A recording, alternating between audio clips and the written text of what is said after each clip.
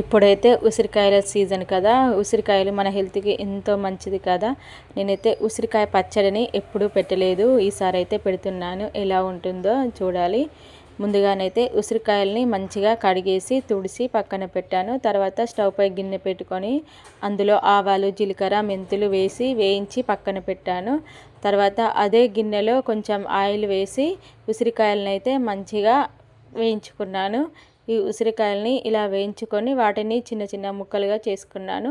పిల్లలైతే కొంచెం పెద్దగా ఉంటే అలానే తింటే తింటారు, లేదంటే పడేస్తారు కదా. అందుకోసమే వాటిని అయితే చిన్నగా కట్ చేశాను. కట్ చేసిన తర్వాత వాటిని పక్కన పెట్టి తర్వాత పోపు కోసం అయితే చేసుకున్నాను. పోపు వేడి అయ్యి చల్లారిన తర్వాత అందులో మెంతుల పొడి, ఇంకా ఉప్పు, కారము, మెంతుల పొడి, ఉప్పు, కారము, కట్ చేసి పెట్టుకున్న ముక్కల్ని వేసి మంచిగా కలుపుకొని నిమ్మరసం వేసుకోవాలి, అంతే.